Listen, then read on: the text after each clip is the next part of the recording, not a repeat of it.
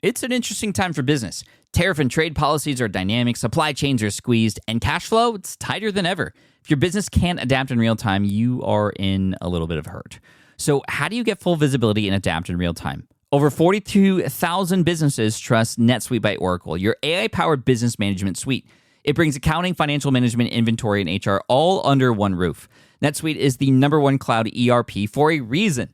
It's your single source of truth, giving you the data and control you need to move quickly. Real-time forecasting helps you move into the future with confidence, and with AI built in, you can automate the busy work and focus on strategy. NetSuite helps you see what's stuck, what it's costing you, and how to pivot fast. If I were running a business with a lot of moving parts, I'd use NetSuite for full control over everything. Tame the chaos with NetSuite. If your revenues are at least in the 7 figures, download the free ebook, Navigating Global Trade, 3 Insights for Leaders at netsuite.com/SPI. That's netsuite.com/SPI. Congrats, your business is doing great. All your hard work is paying off, but you need help like now, and you have to hire fast. How can you hire amazing candidates quickly? Easy, just use Indeed. When it comes to hiring, Indeed is all you need. Stop struggling to get your job post seen on other job sites. Indeed sponsored jobs help you stand out and hire fast. And with sponsored jobs, your posts jump to the top of the page for your relevant candidates so you can reach people you want faster. And it makes a huge difference. According to Indeed data, sponsored jobs posted directly on Indeed have 45% more applications than non-sponsored jobs. One of the things I love most about Indeed is that it has one of the largest databases of job seekers, giving employers access to a wide range of candidates. And with job alerts, I get notified when new candidates apply. And with Indeed sponsored jobs, there's no monthly subscriptions, no long-term contracts, and you only pay for results. So how fast? Well, in the minute that I've been talking to you, 23 hires were made on Indeed, according to Indeed data worldwide. There's no need to wait any longer. Speed up your hiring right now with Indeed. And listeners of this show will get a $75 sponsored job credit to get your jobs more visibility at Indeed.com/SmartPassive. Just go to Indeed.com/SmartPassive right now and support our show by saying you heard about Indeed on this podcast. Indeed.com/SmartPassive. Terms and conditions apply. Hiring, Indeed, is all you need. You spent months building towards launch day, but when the clock hits 0, your site crashes. Bots swarm, and loyal fans rage on Reddit. That's not good. Fanfare was built to stop that. Fanfare is the drop platform made for high-pressure moments, stampede-proof infrastructure, verified waitlists, and bot filters that actually work. Instead of refunds and rage, you get retention and revenue. And that sounds great to me. Your next launch shouldn't be a gamble. Get Fanfare's 5-step hype drop playbook and learn how to bulletproof your drop at fanfare.io/playbook. Again, that's fanfare.io/playbook. This is the Smart Passive Income Podcast with Pat Flynn, session number 200. What? Welcome to the Smart Passive Income Podcast, where it's all about working hard now so you can sit back and reap the benefits later. And now your host. He can sing songs from Frozen with the best of them. Pat Flynn. Still using a copy-paste website? Break the template trap with Framer. Whether you're overwhelmed by traditional site builders or frustrated with cookie-cutter designs, Framer gives you the freedom to create a site that's professional, polished, and uniquely yours. Framer is the design-first, no-code website builder that lets anyone ship a production-ready site in minutes. It's free to start, allowing you to browse hundreds of pixel-perfect templates or even design something on your own on a totally blank canvas. Add bold animations like appear effects, text effects, parallax scrolling, scroll animations, looping animations, and much more in seconds. The built-in AI handles the heavy lifting, generating starter layouts, and can even translate your entire site to any language. Ready to build a site that looks hand-coded without hiring a developer? Launch your site for free at framer.com and use code SPI to get your first month of pro on the house. That's framer.com, promo code SPI. Framer.com, promo code SPI. Rules and restrictions may apply. With running your own business, legal questions always come with the territory. Like, can I use this contract or agreement? What do I do if a client doesn't pay? Am I even structured the right way for taxes? Instead of Googling your way through legal landmines, imagine having a law firm ready to address your business's legal needs without the sticker shock. That's what you get with Legal Shield's small business plans. Legal Shield helps entrepreneurs access real legal help on contract reviews, collection letters, business formation guidance, and even help navigating IRS audits. Members can schedule consultations, upload documents through the app, and get support from a provider law firm that knows small business laws in your state. Plus, consultations on taxes or trademarks help you stay ahead of potential problems. And if a client is late on a payment, Legal Shield steps in with professional collection letters so you can protect your hard-earned revenue, all for a fraction of the price of hiring a lawyer on your own. Go to LegalShield.com/SPI or call 833-570-9980 to learn more and get big business legal support without a big business budget. That's LegalShield.com/SPI.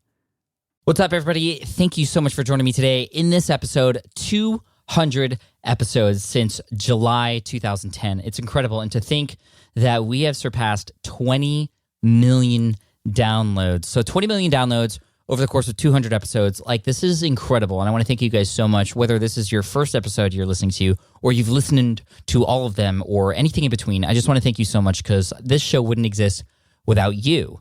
Obviously, I absolutely just love to death what I do, but I love it even more knowing that you're there on the other end and you're listening. And thank you for all the shout outs and the thanks and the letters and the emails and just everything that you guys do for me. I am here for you. And especially now that we're in 2016, now that my book is out, I'm just so stoked and thankful for all of you. So I'm not going to talk about my book today. If you do want to check it out, go to willitflybook.com. But this is about this episode and what Todd Tresidder has to bring to the table. Yes, it's episode 200.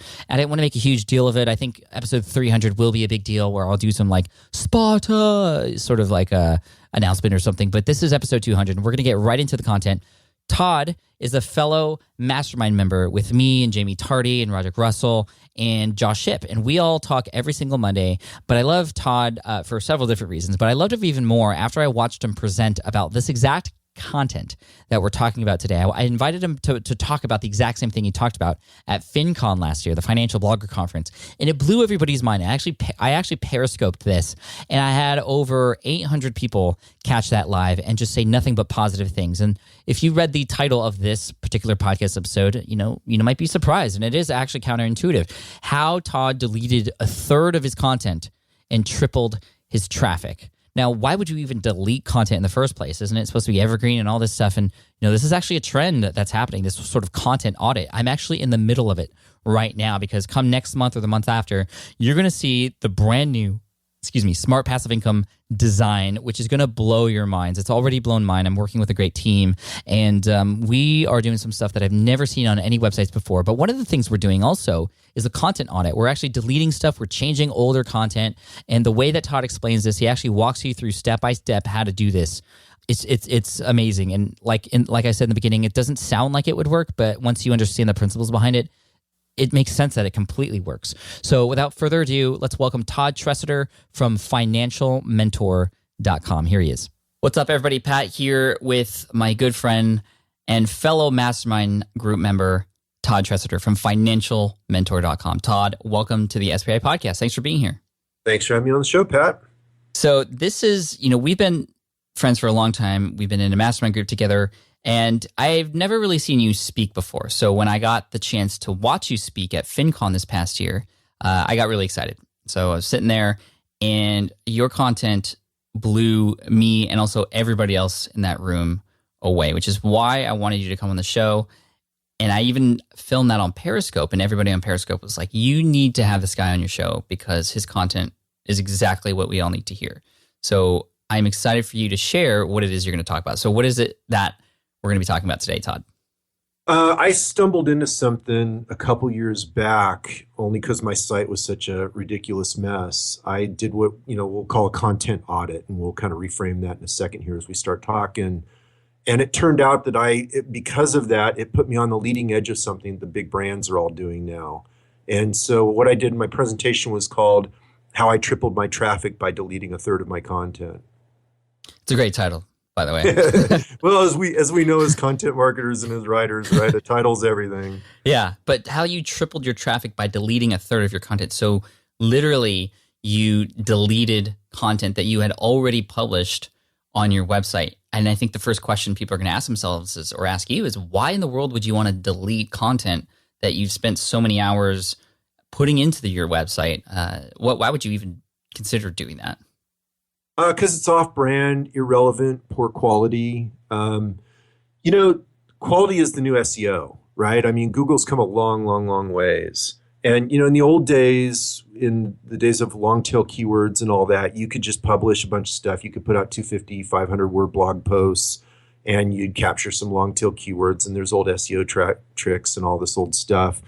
Well, Google's come a long ways, and you want to create a high-quality experience both from Google for ranking, because they want the best quality experience for their users, mm-hmm. as well as for your users. You want to create the best quality experience for your users. And you do that no different than you would by editing an article or editing a post. You got to edit your site. And that's why I call it's not necessarily a content audit, it's a content edit. And I like the analogy you used in the presentation where you talk about your website is almost like a book, essentially, because it's made up of all these different pieces of content, but you would never publish the first draft of a book. Yeah. So that's the analogy I tried to draw, since, who I was presenting to was all content marketers in the financial space and writers. And I was trying to draw an analogy that would make sense, because people are really intimidated by the idea of an audit. We think of an IRS audit or, mm-hmm. Anything like that. It sounds like a lot of work and it's going to be cumbersome, and it is. But edit makes a lot more sense to people when they hear it, because, a post, you would never just publish a first draft of a post, right, Pat? No, you go through it, you edit it, you read it out loud to fix mistakes, and maybe through doing that, you add more points or stories or take some out. Yeah, and so now you're writing a book, and it's kind of the same thing times 10, right? Mm-hmm. Yeah, so, you do a rough draft of a book, you start at one point, you draft it out, you get your ideas down, and then you go back through it and you think, oh, this is terrible, right? And so then you come up with some more concepts, you rework the whole book, you start getting excited about it. Then it goes to a formal edit, or somebody does content edit, and then it goes through a couple more, and then it goes through line edits, and on and on and on. And that's what creates a great reading experience for the buyer. And it's the same thing with your website. If you think about your website, you started on day one and you started publishing content. And then you've published it in chronological order. That's what a blog does. And so over time, you've built this conglomeration, if you will, of content on the site. And it's been built piece by piece by piece, no different than you would write pages in a book. And so a content edit is the same thing, or a content audit is the same thing as in a book, where you go back, you reorganize, you delete the old stuff that's out of date, you tighten it up, you kill your darlings, according to Stephen King. Mm-hmm. You just go through the whole thing and really tighten up so it creates a great reader experience. And it just happens that Google can detect that. They can detect the quality of the site, the tightness of the site, the focus of the site, and as a result, they reward that. When I thought about this initially, I was like, really? Like this doesn't make sense. But then I thought about it more, and actually from a user's perspective, it's like, I had or have, because I'm actually doing this content audit / edit right now. My team, as we are coming up for a new redesign, we are going back into our old content. We're deleting content. We're doing some redirects, and we'll talk about some of the strategies in terms of the audit in just a sec. Uh-huh. But some of those old posts are totally irrelevant. Some of them are very much based off of just stuff that was happening that week, and that's it. And so if for whatever reason people landed on that particular page, they would immediately leave. And that means the time on the site is less, the bounce rate is high, which is all an indication to Google that this is not a site that they should be on. Exactly. And there's even more reasons why it works. I mean, yeah, it sounds a little hokey at first, right? Delete your content, your traffic goes up. But there's a lot of other reasons why it works too. For example, another one is that you're consolidating your link juice, right? So if you're deleting content, but then you're redirecting it, 301, redirecting it to other related content, key point there, related relevant content, then you're consolidating all that link juice, all that social media juice into fewer but better posts. Mm-hmm. So there's a lot of reasons why it works. But yeah, it's counterintuitive at first to think getting rid of stuff actually increases the value of your site, but it does. And you said you kind of accidentally stumbled upon this. Yeah. So what happened, this, Pat, from our being together for years in the mastermind, is I've had a lot of different business plans. And as I go in to develop them, I kept running into what I'd call yeah buts. Every time I was going to do something, because my site was such a mess, I had if I'm going to go implement this plan, then I go, yeah, but I need to get this done first. Yeah, but I need to fix this. Yeah, but I got to get this all worked out. And I finally just kind of threw up my hands at one point and got sick of my yeah buts and said, I just need to get this foundation correct. And I think you remember at the beginning of the mastermind year last year where we set our goals, I set the goal of just getting this thing cleaned out and getting that foundation set for all the business plans I have going forward. And so I just dug into it with fury and started, went through what we'll teach today.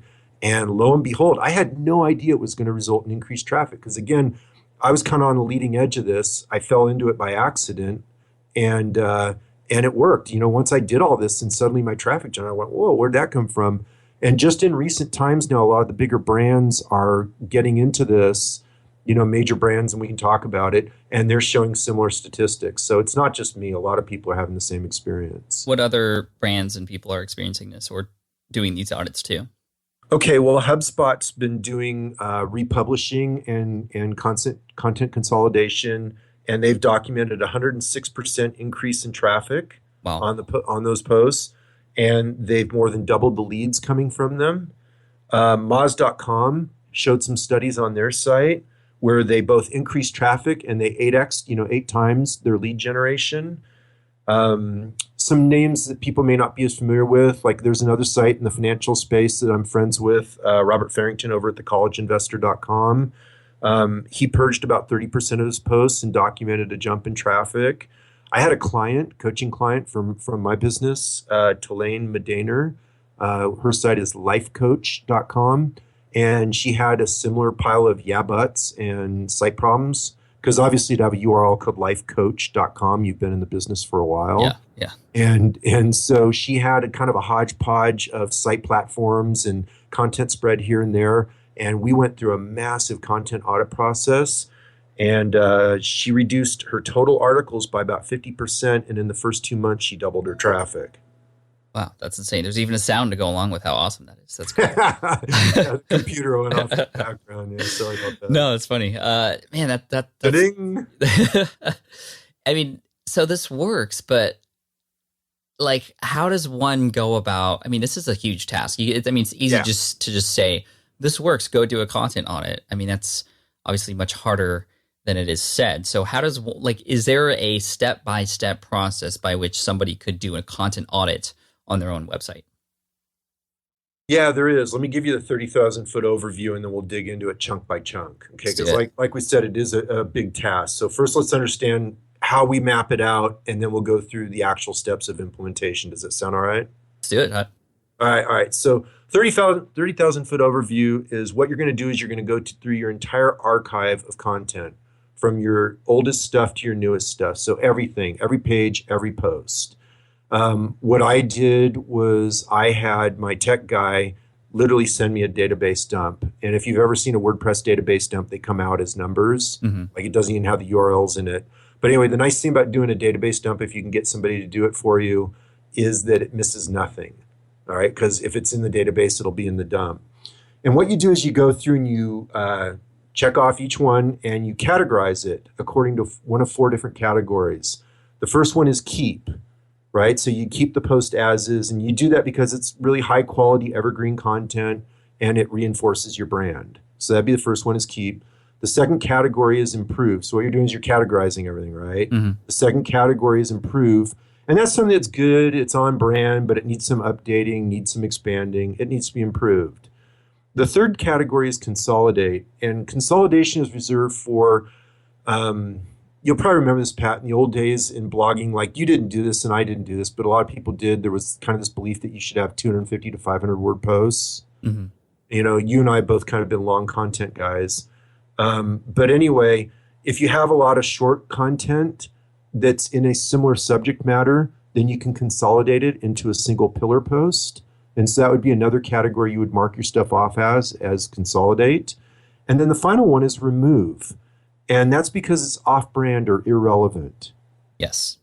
And the hard one is the consolidate one, I think, and also the remove one, obviously, because it's like, that's my baby. I worked so many hours on that. And, it's again, you published a first draft from the moment you started your blog to the moment where you're at now. Now is the time to start cutting out the weeds, I guess you could say. The consolidation part is interesting because, I never did any of the short-term stuff or the short-form content, but I have read studies about the parallel between more words and better engagement, more words and better, just more time on site for obvious reasons. And it's hard because a lot of people always ask me, Pat, how many words should my blog post be? And my answer is always, well, as long as it needs to be to convey the content in the way that you can do that and get your audience to take action.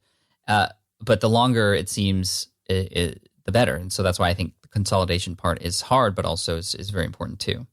Yeah, there's no question this is hard, right? Because you're killing your darlings. You've put work into this stuff, and it's, some of it gets some traffic, and it's hard to wrap your head around at first. Once you've done it, it's a no-brainer, right? Like once you've gone through and you've deleted the stuff, you've done the 301 redirects, you've consolidated the small posts into pillar posts. It's so obvious that the site provides an improved user experience, and then, assuming Google rewards it for you too, like they did for me, the whole response is so clear. It's easy once you get it, but when you're actually doing it and you're deleting your content and you're consolidating content and stuff, it's really hard. Mm-hmm. Yeah, I mean, like I said, I'm in the middle of this right now, and it is hard, but I'm also very excited to share the results. And at the moment that we are recording this, I have, I'm still on the old site, and when the new one comes about, it's going to include this audit. And so I don't know when this podcast episode is going to go live, Todd, but if it goes live after, and I have some time to kind of gather some results, I might follow up and put a second half to this, or maybe even do that if we publish it sooner, and I'll come back and add more later, or at least an update in the show notes on what has happened since. So just look out for that, everybody. It's coming if it hasn't already. I will share the results of the upcoming or previous, I guess you could say, if you're listening to this in the future, content audit using a lot of these strategies. And we did do the same thing. We did a content dump. We ranked and categorized the posts in that same way. We also used that opportunity to recategorize the posts in terms of blog categories and tags and all those sorts of things too. We're doing a big overhaul, and it is a lot of work. I'm lucky enough to have some other people do it for me. All right. Well, you know what we should do, Pat, right? Because you just kind of started something, which is what is the criteria by which you decide this, right? And so maybe it'd be good if we gave the listeners kind of a list of deadly sins, a checklist of deadly sins, so they can kind of think about, okay, what are they looking for when they go through this? Okay. Yeah, let's do it. That sounds great. So a couple of the things are things like old articles that are no longer relevant to your brand, okay?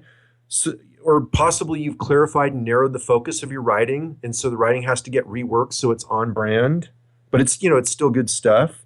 You could have old sponsored posts that need to be deleted. You could have old content that's good stuff, but it just needs to be updated. It's out of date. You could have multiple small posts that need to be combined into a single pillar post. You could have some of your best stuff that was written years ago and it's buried in like a date order hierarchy, inside the blog. You could have content in the wrong location. That was the thing that got me going. That you were just saying how you had content in the wrong location. I had the same problem. I had some of my best stuff was all in the wrong place. Mm-hmm. I had it in pages instead of posts. You might have menus that are a jumbled mess because you've been adding stuff and changing stuff over time. Inadequate internal linking on your old posts because they don't link to your newer stuff because obviously it didn't exist back then. Your database can be cluttered with a bunch of old stuff that just needs to be cleared out, so it's slowing your site down. Do you want me to keep going? Or yeah, keep going with the list. This is okay. Some people are probably like, yep, that's me. That's me. Yeah, just be checking it off. Like, that's me. And they can come back and listen to it in slow and just kind of get this checklist. It could be old content that's not structured properly, like with H1s, H2s, short paragraphs, bullet points, stuff so your content's scan friendly. Another one that I had was I had a lot of old content without Pinterest friendly images, right? Pinterest stuff. Yeah, so Pinterest stuff because it didn't exist back then, or images that didn't have the alt tag and the title tag in them, because I didn't know the SEO stuff back then, or maybe I had inconsistent SEO. Another thing that you see a lot on his sites is inconsistent image designs, right? Because they had one VA doing some and then they designed some. And then, so there's not a consistent branding. And what happens is when you look at your category pages and you see all these different images from different generations of designers, it's not professional. So that's another thing, is inconsistent image designs. Another one that's really new right now is inconsistent social media conventions with your images. So, if somebody's pinning a Pinterest image, make sure they get the Pinterest friendly image. And if they're going to Facebook, they need one that matches the specs, and same thing for Twitter. And so all that can be done within your site, but that all has to be coded in properly. You could have dead links. How long has it been since, you searched the site for dead links, and they have to be cleaned out? Off-brand articles. And another one I had a lot of old inline HTML formatting. And it was before I became savvy using short codes and CSS. So these are just a lot of different things you can consider as you're going through of stuff you want to look for to clear out and clean out, and errors and problems in your site that are causing a bad user experience. Okay, so from this point forward, we've categorized all these things. We've gotten the criteria, obviously. There's keep, there's improve, there's consolidate, and there's remove. Which one do we do first? Or like, is there an order of operations here? Yeah, there's an order of implementation, but it's backward from the order of thinking about it. So let's start from the top of the list, and then when you implement, you go from the bottom of the list up to the top. So delete first. Yeah, when you implement. But let's start with keep and improve as we discuss it, okay? Okay, cool. All right, so keep and improve, the reason I combine those is because they're essentially the same process, and they're very similar. It's just kind of the degree to which you're working on it. But both of them are kept, essentially. So that's the key point, is both those articles are kept, right? And so the keep criteria is that, the content is still valid and it's relevant for your brand. And the article is reasonably optimized for your focus keywords, so you're not having to rewrite it for SEO. It's complete as is, so it fully covers the topic. You don't have to expand on it. And it gets decent traffic in social media, right? It's a good asset for your site. Now, if you contrast that with improve is pretty similar, but the difference is improve is going to require more work on your part. So an improve article, you're still keeping it per se, but it's off-brand, right? You're going to have to rework it a little bit. Or maybe it's a really good topic for your site, but it's bad quality. You wrote it years ago. You weren't the writer you are today. Or maybe your focus of your site's changed a little. And then the other one, too, is it could be like a review post that needs updating. A lot of people have review posts if they're affiliates. So that would be an improve article. And so when you have a keep and improve, the key point is you're keeping it, but now you have to go through and clean it up and rework it, because even the keep and improves get reworked. And so your action step checklist is you've got to edit it with new info, right? And then another thing that came up a lot, like with Clay Collins with lead pages in your interview with Clay, he talked about you can put in a lead magnet, an opt-in magnet that's specific to that article when you do that. Oh yeah, I mean, that's a great point. I just came out with a couple lead magnets recently, emailthesmartway.com and also affiliatemarketingthesmartway.com. And I have a whole batch of articles that were written a long time ago on those topics. So you're saying I could go back, or I should go back, and now that I'm saying this, I will go back and include those links or those opt-in forms to get those lead magnets on those older articles. Exactly. So that's kind of a bonus thing. You don't have to do that, but if your primary goal is email opt-in conversion, which yours is and mine is, that's going to be huge. Yeah, then that's a huge thing to do, right? Because you're going to dramatically improve your conversion rates. And so, go in and edit it, possibly create a lead magnet for that article. Focus on the quality. Is it current? Is it relevant? What needs to be rewritten? Look at the headlines, typical article writing stuff. Look at the headlines, look at the opening paragraph. Is it grabby? Does it pull you through? Look at the images according to the checklist I just went through. Does it have the proper SEO, the proper feature image? Is everything in place? Make sure you've got that Pinterest friendly image so it's really easy for people to pin. Look at your formatting, right? What I went through earlier about the formatting, the H1, H2, subheads, scan friendly. Make sure you got all that. Look for duplicate content on your site. Is there duplicate content where you really should combine them rather than just keep or improve? Maybe it really should be a combine. Update any affiliate links. Check it for dead links. And then another one you can do is you can update your tags. I don't know about you, but when I started blogging, I had no clue how tags worked. And so, to me, it was just a glorified category. Like, I really didn't understand it. So I ended up with this massive tag clutter in my site. And so when I went through my keep and improve stage, I've been clearing out a lot of the tag clutter as well and just getting a much more focused tag grouping. Another thing you can do is update your internal linking, particularly for your old posts, looking forward to newer stuff that may not be linked up. And then make sure you've got the Yoast SEO plugin green light if you're using that. I don't know if you want to jump in here with the Yoast SEO plugin and talk about that for a second. I mean, we could. What do you have to say about it? Well, just, it's kind of the industry standard plugin, and it makes SEO pretty much a no-brainer, and it's free. And so if you're not using it, I mean, I felt funny recommending something on your podcast, but I think it's kind of the industry standard. I don't know if you agree. No, I agree. Okay. And another one you can do if you're going to republish it, and we'll go into republish versus 301 redirects and all that, but you can delete the old comments at that point so that it looks fresh and the dating's up to date on it. They don't see a bunch of old comments. And that's about it. So that would be kind of your action steps for on the keep and improve. Quick question before we move on to the next one. Sure. How long do you feel a blog should be up before it could go through this process? Great question. Yeah, I think it's relevant at a couple years. It depends on your blog frequency, how frequently you write articles and how many you've got in the site and how much change you've been through. For me, I was way overdue, right? Because I just had so many mistakes and so much learning. You're saying you're overdue. Because you could get too much on this. You could do this every week if you wanted to and kind of just clean things up. Obviously, that's too much. But okay, so that's a great point. What happens is once you've been through it, you're going to keep your site fairly clean going forward because for me anyway, it's completely changed how I manage my site. You've gone through like a cleanse, like a juice cleanse with your site. Yeah. So I permanently changed my diet based on the cleanse diet, right? Yeah. And so I've permanently changed my content diet as well. Like I don't put anything up on my site that isn't evergreen, that's on brand, that isn't extremely high quality, that doesn't completely kill the category or the topic that I'm trying to talk about.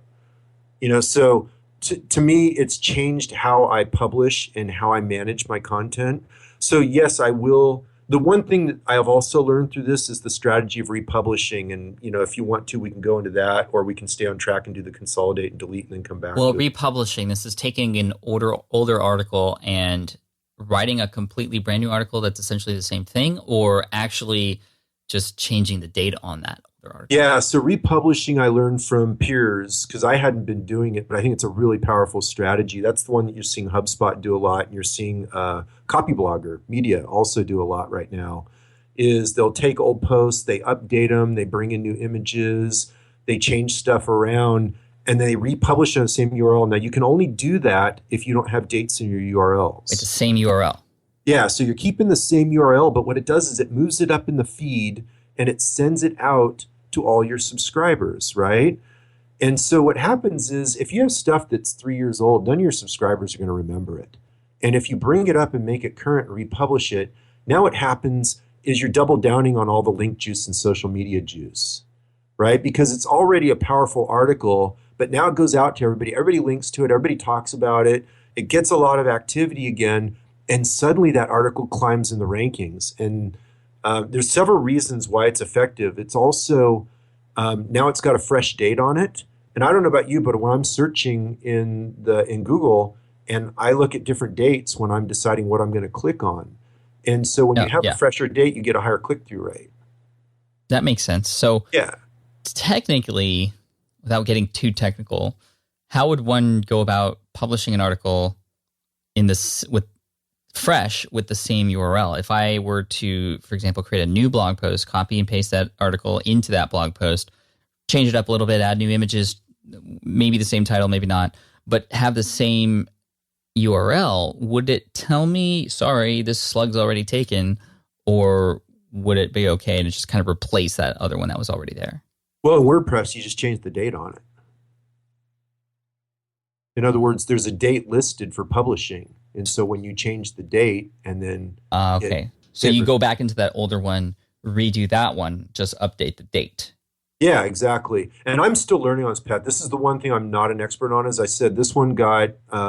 I got turned on to this by my peers as I was, developing this presentation. Yeah. I was going through the whole process. This is super interesting, though, because it's like you wouldn't so think I've only to do that. republished one post. This would probably be a great thing for people to chime in the comments and add to this because I've only republished one post. It did move up in the RSS feed, but my email provider did not send it out to all my subscribers. So for some reason, they didn't treat it as news. So I'm missing one piece as to how I make it so it's news, so it goes out to all my subscribers. Because you have it automated.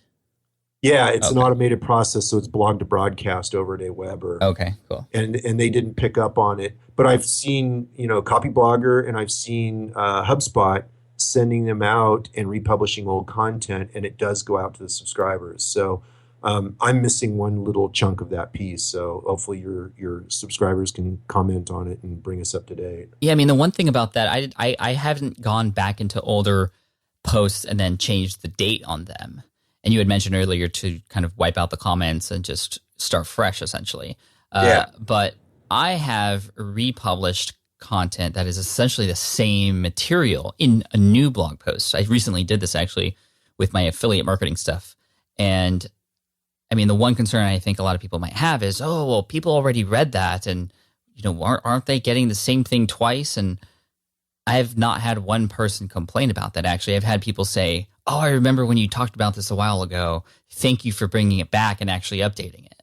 Well, I haven't even heard that. I mean, I've actually had people take some of my most popular posts and longtime subscribers and turn around and say, wow, that was an amazing article. Like they've never seen it before. Right. Like they didn't even know it's something you previously published. Yeah, yeah. And so this is an example of things you learn by going through the content audit strategy is that what I've learned is I'm going to make republishing part of my ongoing content strategy, that I'm going to be constantly updating. Like I'm going to create an update schedule for my content, bring stuff up to date, rewrite it, keep the whole site current that way. Plus it takes writing pressure off of me.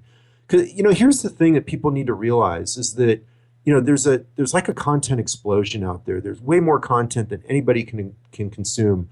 Like take your site as an example. It would take what, a year or two to read your whole site? I mean, you've got massive piles of content. Over 1,000. Yeah, yeah. So over 1,000 posts and pages? Yeah. It's amazing. And so, it'd take readers a long time to get through that. So what you want is you want it focused on just the best stuff so the reader has an amazing experience when they're there. Yeah, I mean, that's why I created my best of page and also my getting started page, so as not to confuse those people, but Google still sees all of it, and people do find their way into those older things that don't matter at some point. So yeah, I think you're absolutely right. Okay, so we've talked about a lot already, but we still have a few pieces of the puzzle remaining. Let's talk about consolidation and deletion and kind of the implementation strategies for those. Yeah, these are relatively simple compared to the earlier two. So consolidation is just where you have a bunch of short posts and you look at them and say, this is really one topic. Let's combine them and make a pillar post. Let's make something that really kills that category and really, knocks it out of the park. And then what you do is you place that pillar post on the most active, the one that gets the most traffic and the most social media attention is where you place that pillar post, and then you 301 redirect all the deleted posts up to that one pillar post location. Now, 301 redirect, I know what that is. I've done that. That's what saved me when I got a nice little letter from the United States Green Building Council having me redirect or actually change my domain name from inthelead.com to greenexamacademy.com. So I know what a 301 redirect is, but can you explain really quick for people who might not know what that is, what it is? Yeah, so 301 redirect is just it's a redirect that says the content that used to exist here now exists over here. And so it's providing the new URL where Google should look to find the new content. It doesn't just redirect the user. They will be redirected to that site that you say, or that URL that you established as the one that people should look at. But it also redirects Google too, which is obviously a big component of it too, so that you keep all the link juice and everything goes and flows into that one article. Yeah, and there's some questions on 301 redirects for implementation that came up in the presentation. So we should probably address that, which was, how do you do it? And so it depends on your platform. In some things, like apparently in Yoast SEO, they have 301 redirect built right in on the paid version where you can do it. I know for where I have my site hosted, it's on an NGINX server, which is beyond my pay grade to explain. But basically, because of how it's configured, they want it done at the server level. And so I have to provide them with pre-formatted text files of all my 301 redirects. They load them at the server level. And apparently that's like the fastest, most efficient way to do it. But again, this is going to depend on your configuration. So you're going to have to, you're going to have to figure out how it's done for your specific site and how it's configured and what software you're using. Right. Right. But there's a fun story I should tell on the 301 redirect, Pat, about how I did a 301 redirect for mine. I deleted probably 150 posts in a day and then sent to the hosting company, the 301 redirect file all in one day. And the very next day I vanished from the search engines. Like, it was mind blowing. I thought I was gone. I thought I'd totally blown it. Terms that I was on page 1 for a decade, literally a decade, I was suddenly on page 12. Terms that I was on page 4 for, I had vanished, because I track certain key terms. Mm-hmm. And that's kind of scary. well, I was freaked. I mean, I was absolutely freaked because, I was really coming from a good place, right? I'm trying to create a great user experience. I'm trying to do the right thing here. And I thought, oh, gosh, maybe I really blew it here. Doing a big batch file, these 301 redirects. It was amazing. Exactly a week to the day later, my site reappeared in the search engine stronger than ever. Like, if I was middle of page 1, I went near the top, like top 3. If I was in top 3, I was back there. If I was on page 2, I was on page 1. If I was on page 5, I was on page 2. Huge jump within a week. And so I'm guessing I triggered a manual review of some sort, and they looked at it. Because the key thing is, on a 301 redirect, the key criteria for doing it right is you've got to send it to highly relevant content. So in other words, you don't want to be 301 redirecting to your home page, as an example. The key when you do a 301 redirect is it's got to be, an equivalent piece of content, a proper equivalent, so that when a user is clicking on something and they go to it, they feel like they found the right thing, right? Does that make sense? Mm-hmm. Yeah. So there's a 301 redirect, and that's what you do when you have relevant content. And for me, and probably for you, there's hardly a piece of content on your site that doesn't have a relevant equivalent. So for somebody that's been at this game for a while, they should be doing mostly, if not all, 301 redirects. I did not do anything that did not have a 301 redirect. But there are 2 other forms. There's a 410 and a 404. And so a 410 is an actual delete, right? That means that there's no equivalent whatsoever. You truly deleted it. And the good thing about doing a 410 is it really signals Google that this piece of content's gone, and they get it removed fairly quickly. You want a quick and easy way to see what a 410 looks like? Sure. You go to inthelead.com, which was my original URL. It is gone. Because it literally says gone. The requested resource is no longer available, blah, blah, blah. 410 gone error was encountered while trying to use an error document to handle the request. And the reason this is not a redirect, even though I was asked to not use my URL anymore, I was in the first pass of trying to resolve that. I did a 301 redirect, and they came back a few weeks later and said, "Oh no, we told you couldn't use it, and that includes redirects." But luckily, I had done the 301 for enough time that all that link juice had passed through into greenexamacademy.com, and then at that point, that 410 error was placed onto inthelead.com, and that's still been there for the last. That's been there for the last, 7 years now. Yeah. Yeah, and so that's signifying to Google it's truly gone. That the content doesn't exist somewhere else. A 301 tells Google the content exists somewhere else. That's why it has to be highly relevant. Whereas a 410 says it's gone, right? And so that tells them to remove it from the search engines.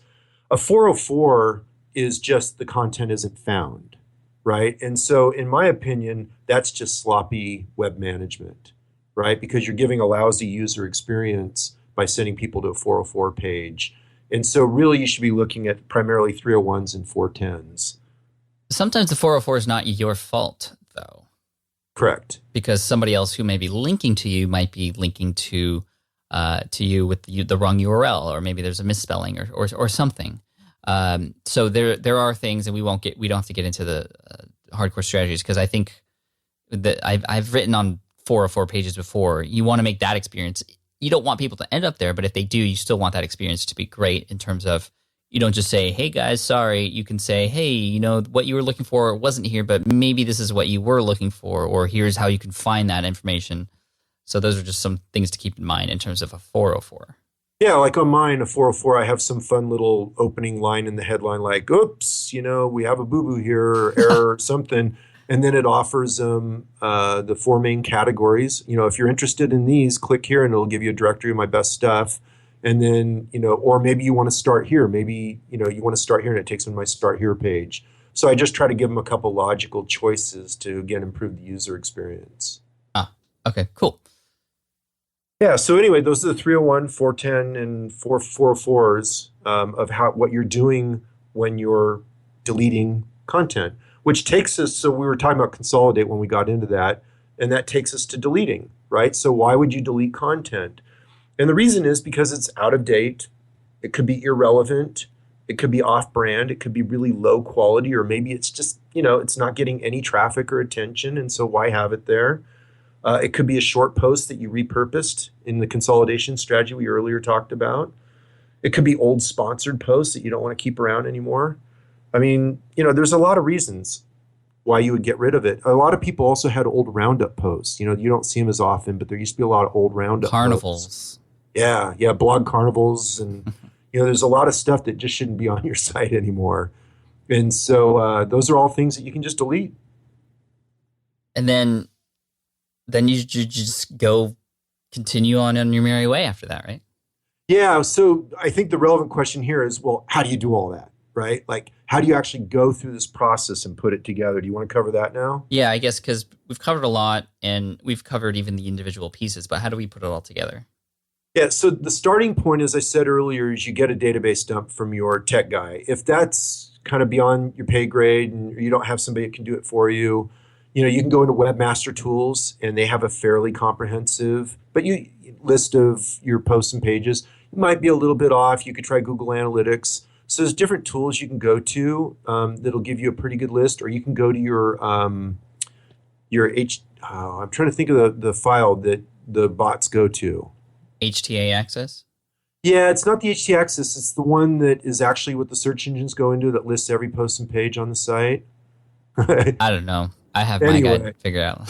Yeah, so there's another file that you can look at that'll have that stuff. It's for the robots. They find it. So anyway, there's other ways to do it, but the best way is get a database dump. Once you get the database dump, you put it in a spreadsheet. We want to be clear, this is a really complicated process, right? You're dealing with a lot of content, and you have to manage it. The only way I know to do it and not lose track of it all is in a spreadsheet. Correct. And so what I did was I did the database dump in, and then I started adding columns.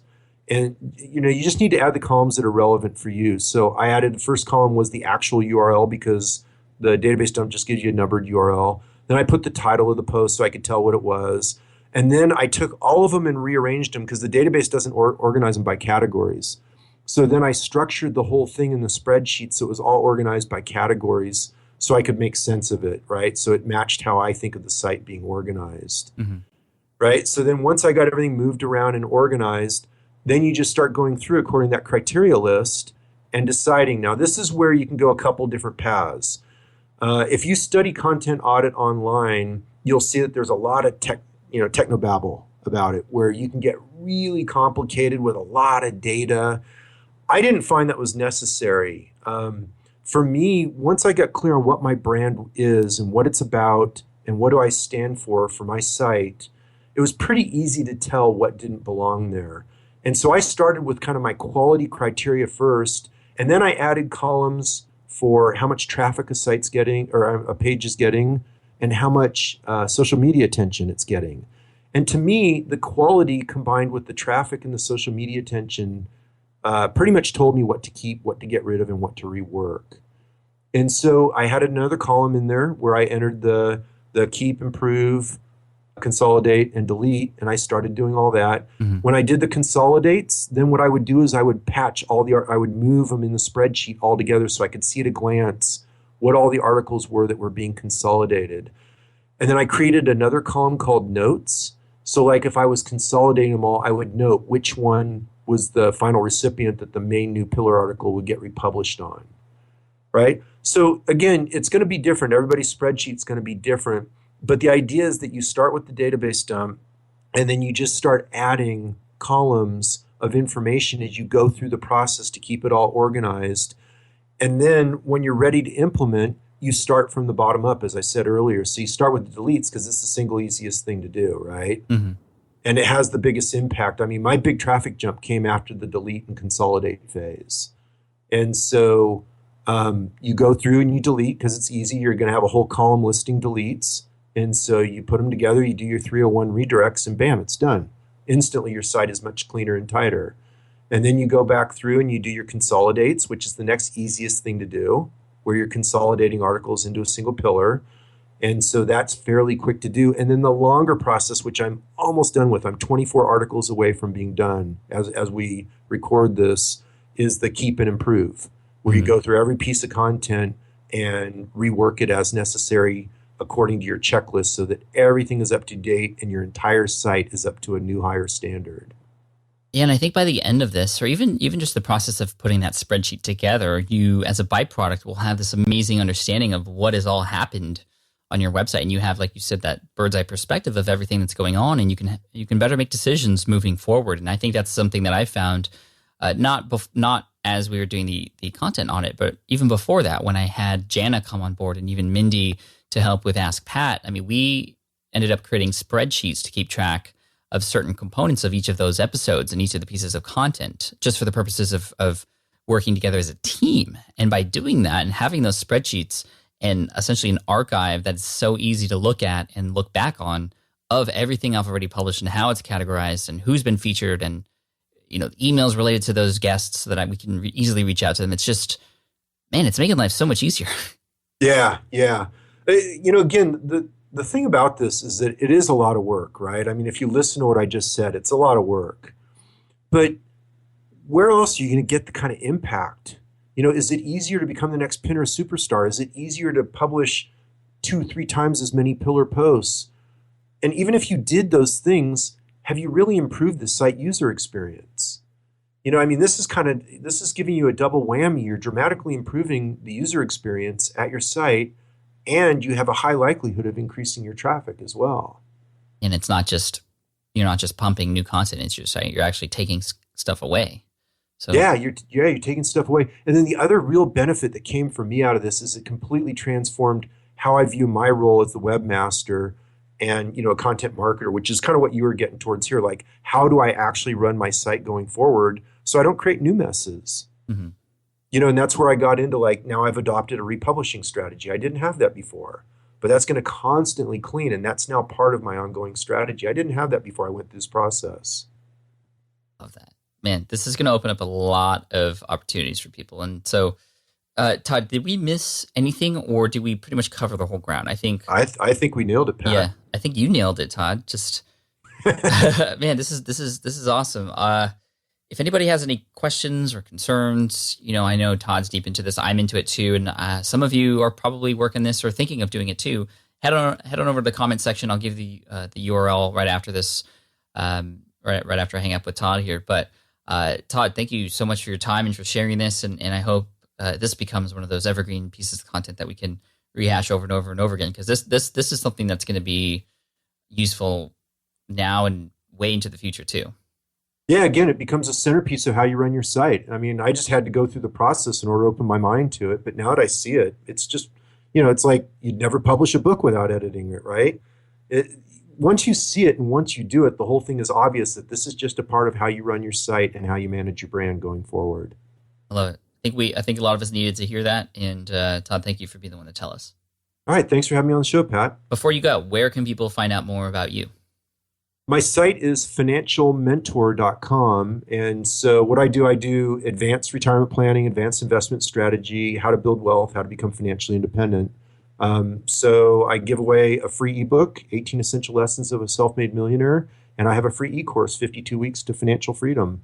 And no, it's not get rich quick, right? It's just what it does in 52 weeks. It gives you a kind of overview and teaches all the principles and all the steps you'll go through. And I give all that away for new subscribers. So love to have people come over. Awesome. Thanks, Todd. We appreciate you, and looking forward to sharing the results of this audit if I haven't shared them already. Yeah, I'm looking forward to it. Hope it comes out good for you. Thanks, man. All right. I hope you enjoyed that episode with Todd Tresidder. Again, you can check him out at financialmentor.com. One of my favorite people in the world. He's such a cool guy. I mean, he goes to Burning Man every year with his wife, and it's so, I mean, he's just an awesome dude. And every time I get to hang out with him in person, he's just so fun. But also, he's one of the smartest guys I know too, as you can tell from the content here. So again, if you want to check them out, go to financialmentor.com. If you want to get the show notes and links and resources mentioned in this particular episode, head on over to smartpassiveincome.com/session200. Yes, we are in episode 200. Can't believe it. It's been, 6 years almost. And I just want to thank you guys for all the support over the years, all the reviews and everything. I'm just so thankful that this has turned out the way it did. And you know what? I'm just getting started. Like I said in the beginning, there's going to be a redesign of the Smart Passive Income blog that you're going to see in the near future. And man, it's gonna be amazing. I also want to thank a couple sponsors that have helped to put the show together. First of all, freshbooks.com. You got to check them out. They are serving over 3 million small business owners, including myself, with helping us manage our finances, our books, with money coming in, money going out, and also invoicing. If you have any students or you do any consulting or coaching, you need to bill your people, right, to get paid. And FreshBooks makes it super easy and professional to do it, and so you can get paid faster and continue doing what you need to do. They are an amazing company. I've talked with them in person. I gotten to know them, and I trust them, and I use them to help me manage my books. And I recommend that you do the same thing. And it's really cool because they also are offering a 30-day free trial. If you want to check it out, if you're doing your books by hand like I was in the beginning, you're eventually going to get to a point where you're going to need some software to automate things and to make it easier, especially come tax season. I mean, it's February now. Tax season's right around the corner, or actually right now for a lot of people. And so it just makes it push button easy to get those reports, those profit loss statements, the balance sheets, and everything you need to make your taxes easier and just know what's going on in your business. So if you want to check out this 30-day free trial from FreshBooks, go to getfreshbooks.com and enter SPI in the checkout area. So again, that's getfreshbooks.com, enter SPI when they ask you how you heard about it. Again, getfreshbooks.com, enter SPI. I hope you've been enjoying the free podcast content here. I'm really excited because it's one of my favorite things to do, and I know a lot of you have already taken action from the content that you've listened to on the podcast. And if that's you, congratulations. Just keep going, please. It's one of my favorite things to see. But I also know a lot of you, and a lot of you have been telling me that you've been wanting more. You've been wanting additional information, some accountability, some hand-holding along the way. And so depending on what it is that you're looking for, what I would recommend is actually go to smartpassiveincome.com/courses. You'll see the courses that I'm offering there that are paid courses, but they're there to help walk you through certain processes. Depending on what problem you have or what issue or what thing you're trying to solve, go there, check it out. You can see if there's a course available for you and where you're at in your business right now, whether you're just getting started and you just want to make sure you have all the right things in place before you actually devote a lot of time and effort into something. There's a course for you there. For those of you looking to get started with a podcast, there's stuff for you there. And there's going to be more courses there in the future. And how do I come up with those ideas for the courses? They come directly from you. So thank you for all telling me how I can help you better. And if you have ideas for more courses that I can create for you, just hit me up on Twitter @PatFlynn. Let me know, or use my contact page on smartpassiveincome.com. But again, check out and see what's available. smartpassiveincome.com/courses. That will be continually added to over time. So check it out. Thanks so much. I want to thank you again so much for listening in. I appreciate you. Again, the show notes are available at smartpassiveincome.com/session200. And here's to the next 200 episodes. I hope you'll be there with me too. I've got some great stuff coming up, including some more success stories, some more consultation coaching calls. You're going to be able to sit inside of some of those, and a lot more great content coming your way too. Again, if you want to check out my new book, Will It Fly, head on over to willitflybook.com. It's going very well right now. I want to thank all of you who have gotten it so far, and I appreciate you and your support and love. I love you guys too. Cheers, take care, and I'll see you in the next episode. Bye now.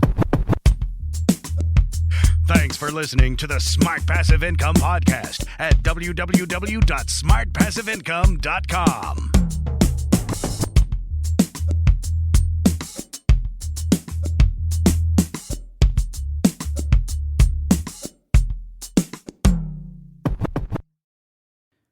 Look, I get it. You want to grow your business, but trying to sell to hundreds or even thousands of people gets very exhausting very fast. But what if you could sell at scale with a simple, powerful quiz?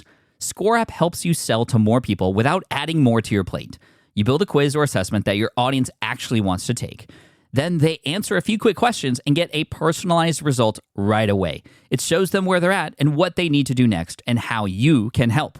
And you build huge amounts of trust before you make even a single offer. No hard sell, no chasing leads, just value at scale. Get 50% off the first 3 months using the discount code SPI. All you have to do is just head to scoreapp.com/SPI. Again, that's scoreapp.com/SPI. Have you dreamt about being your own boss, but still haven't made the first steps to making that dream a reality? Well, I get that. Starting a business can feel super overwhelming with legal forms, paperwork, finances. It's a lot. And that's why I'm excited to tell you about Taylor Brands. Taylor is a complete business builder designed to make launching your business simple and stress-free. You can register your LLC in just minutes, keeping your personal assets and the business assets separate from day one. From there, you get access to everything you need to get off the ground. Legal documents, licenses and permits, invoicing and bookkeeping tools, and even a 100-day business coaching program, all designed to help you hit the ground running. You'll also get a free personalized business plan, branding tools, and so much more. And of course, listeners of this show get an exclusive 35% discount to get started. All you have to do is head to taylorbrands.com/SPI. That's TAILORBRANDS.com/SPI. Stop dreaming, start building with Taylor Brands.